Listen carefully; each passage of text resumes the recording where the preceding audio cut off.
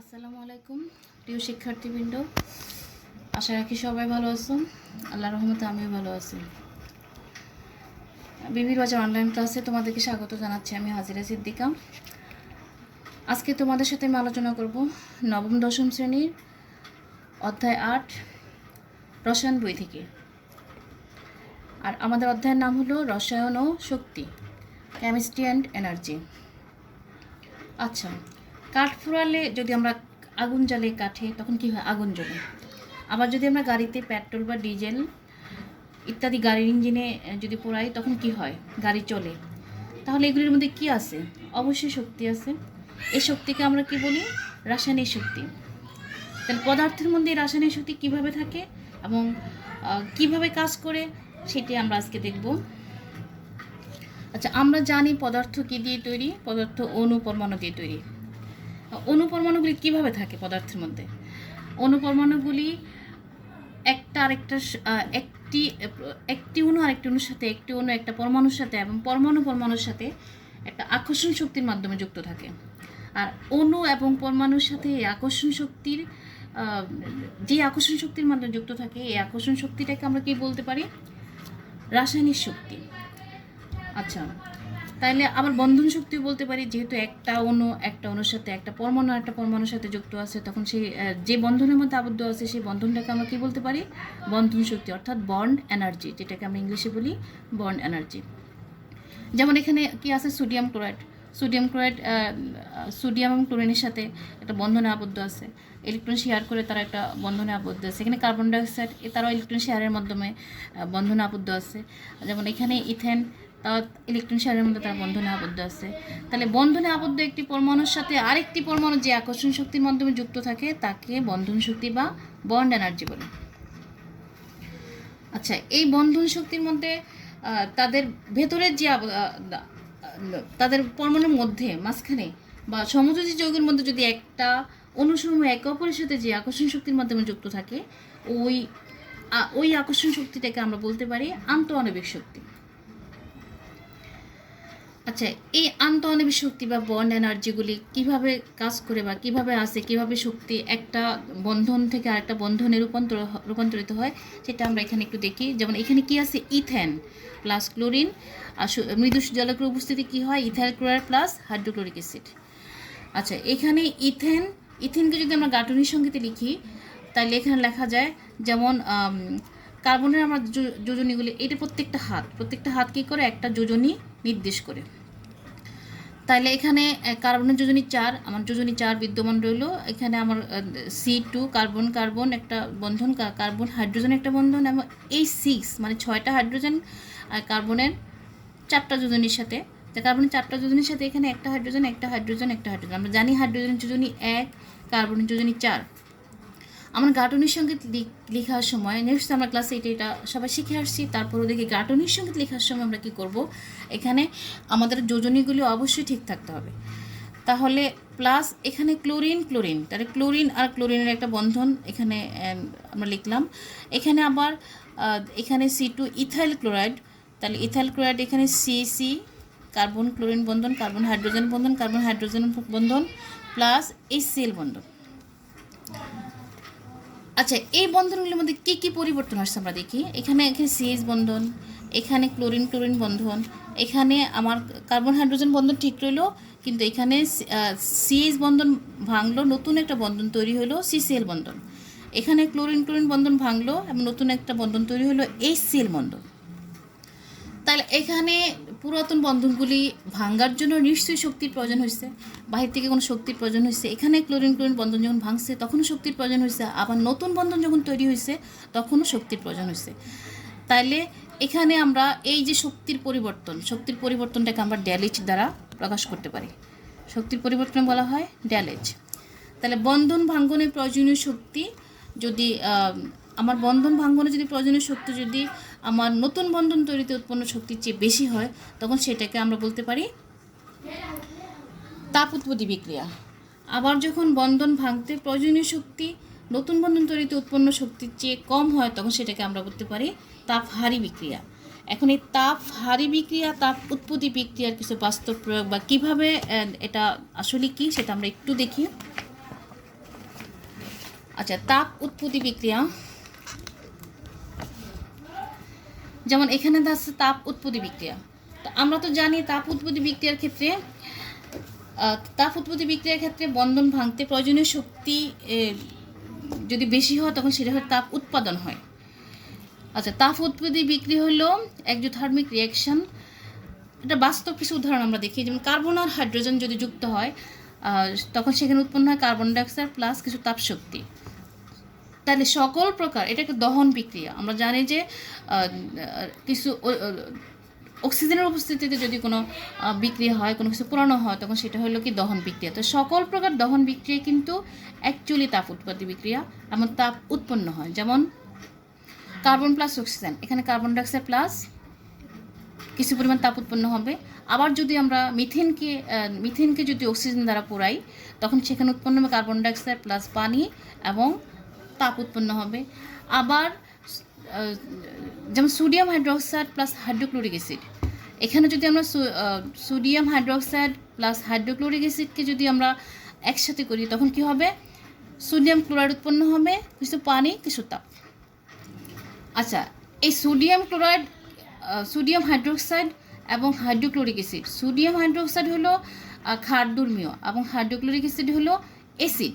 তাহলে সম্পূর্ণ বিপরীত ধর্মী দুইটা পদার্থ যদি একসাথে করা হয়, তখন সেখানে উৎপন্ন হবে লবণ প্লাস পানি প্লাস তাপ। তাহলে এখানে আমরা লবণ, তাহলে কি বলতে পারি আমরা? ক্ষার প্লাস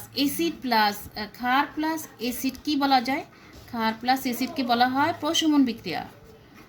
ক্ষার প্লাস অ্যাসিড যদি যোগ করি তখন সেটা হয় প্রশমন বিক্রিয়া। তা আমরা বলতে পারি এখানে যে সকল প্রকার প্রশমন বিক্রিয়া কিন্তু তাপ উৎপত্তি বিক্রিয়া।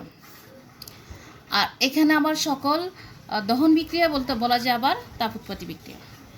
আবার যেমন আমরা যদি চুনের সাথে যদি পানি যোগ করি, তখন সেখানে চুনের সাথে আমরা ক্যালসিয়াম অক্সাইড সবাই চিনি, ক্যালসিয়াম অক্সাইড যদি পানি যোগ করি, তখন সেখানে উৎপন্ন হবে তাপ প্লাস ক্যালসিয়াম হাইড্রোক্সাইড,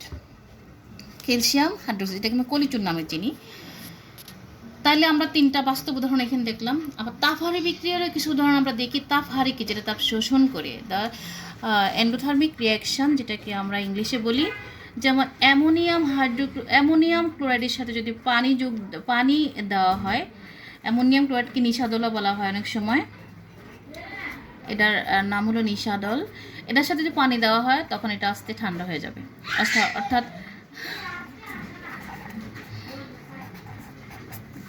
আবার যদি ভিনেগার আমরা চিনি, ভিনেগারের সাথে যদি সোডিয়াম হাইড্রোজেন কার্বনেট যোগ করা হয়, ভিনেগারের সাথে যদি আমরা ইথানোয়িক অ্যাসিড, ভিনেগারের সাথে যদি আমরা সোডিয়াম হাইড্রোজেন কার্বনেট যোগ করি, তখন সেটাও কি হবে? ঠান্ডা হয়ে যাবে। আচ্ছা, এই যে তাপ শক্তির পরিবর্তন, এখানে তাপ উৎপাদন হলো, এখানে তাপ শোষিত হলো। তাহলে এই যে তাপ উৎপাদন, তাপ শোষিত হওয়া, এই জিনিসগুলিকে আমরা তাপ শক্তির পরিবর্তন বলি। তাপ শক্তির পরিবর্তনকে ডায়ালেচিস দ্বারা প্রকাশ করা হয়। যেমন ইটা কি? E2 - E1। হলো, আমরা জানি পদার্থের মধ্যে কিছু শক্তি নিহিত থাকে, বা পদার্থের মধ্যে কিছু নির্দিষ্ট পরিমাণ তাপমাত্রায় কিছু পদার্থের মধ্যে নির্দিষ্ট পরিমাণ শক্তি ধারণ করে কিছু পদার্থ। আর পদার্থের এই শক্তিকে বলা হয় অভ্যন্তরীণ শক্তি। অভ্যন্তরীণ শক্তিকে ই দ্বারা প্রকাশ করা হয়, E1 বা E2 দ্বারা। এখানে তাপ শক্তির পরিবর্তন ড্যালেজ হলো E2 E1। E2 হলো বিক্রিয়ক সমূহের মোট অভ্যন্তরীণ শক্তি হলো E1, আর উৎপাদ সমূহের মোট অভ্যন্তরীণ শক্তি হলো E2। আচ্ছা, E1 এর চেয়ে যদি E2 বেশি হয়, অর্থাৎ E1 এর চেয়ে যদি E2 বেশি হয়, তাহলে ড্যালেজের মান হবে ঋণাত্মক, এবং সেটা হবে তাপ উৎপাদী বিক্রিয়া। আর E1 এর চেয়ে যদি E2 কম হয়, তাহলে সেটা হবে ড্যালেজের মান হবে ধনাত্মক, অর্থাৎ সেটা হবে তাপ হারি বিক্রিয়া। এখন আমরা এই তাপ হারি বিক্রিয়ার এবং তাপ উৎপত্তি বিক্রিয়া কিভাবে শক্তির পরিবর্তন হয়, বা বিক্রিয়াগুলিতে শক্তির পরিবর্তন, এটা কী ধরনের বিক্রিয়াটা, কী ধরনের, তাপ হারি না তাপ উৎপাদী, সেটা কীভাবে বের করবো আমরা একটু দেখি। এখানে আমাদের কিছু বন্ধন শক্তি দেওয়া আছে, তোমাদের বইও বন্ধন শক্তিগুলো দেওয়া আছে। যেমন CH বন্ধন এত কিলোজুল, CL বন্ধন এত, CCl এত, HCl এত। তাহলে এটা আমরা কিভাবে করব সেটা আমরা একটু দেখি।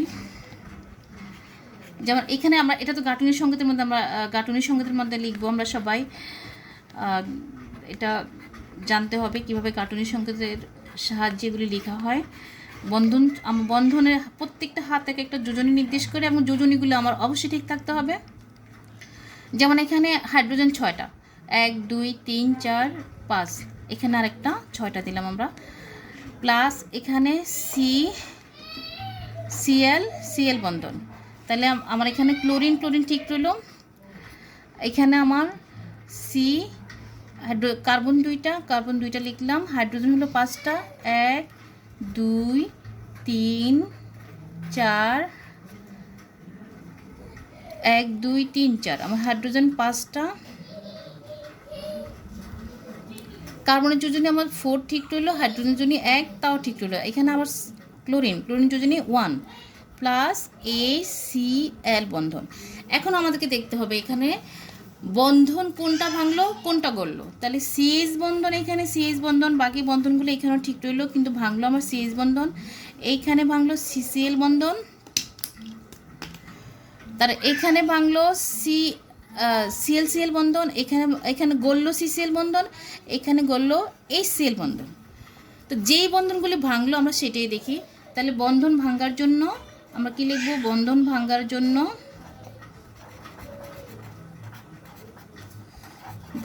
ভাঙার জন্য প্রয়োজনীয় শক্তি।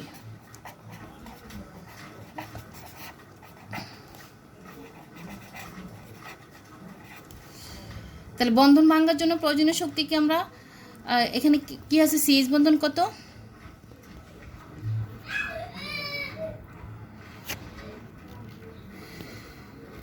আচ্ছা, E1 ধরি আমরা এটাকে।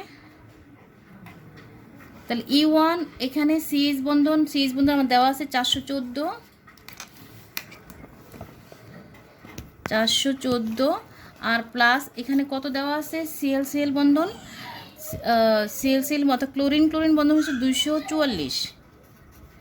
তাহলে আমার কত আছে? 4 4 8, 4 5, এখানে 658 কিলোজুল। আচ্ছা, এরপরে বন্ধন তৈরির জন্য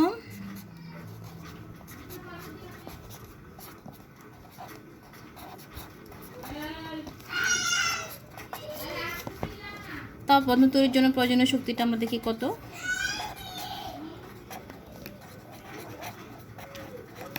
এটাকে আমরা E2 ধরতে পারি। তাহলে এখানে কি আছে? CCl বন্ধন 326 প্লাস এখানে আছে 432। তাহলে 6 দিয়ে 8, 3 দিয়ে 5।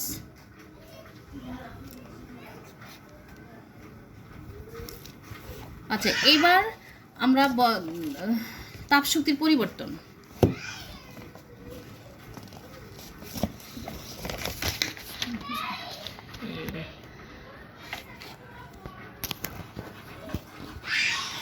তাপশক্তির পরিবর্তনটা কি?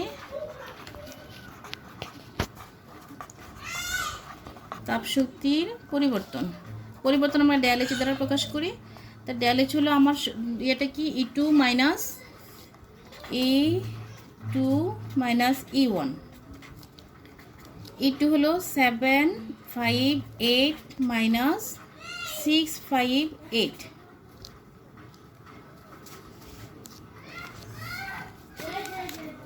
তাহলে আমার কি আসে? 0, পাশে 0,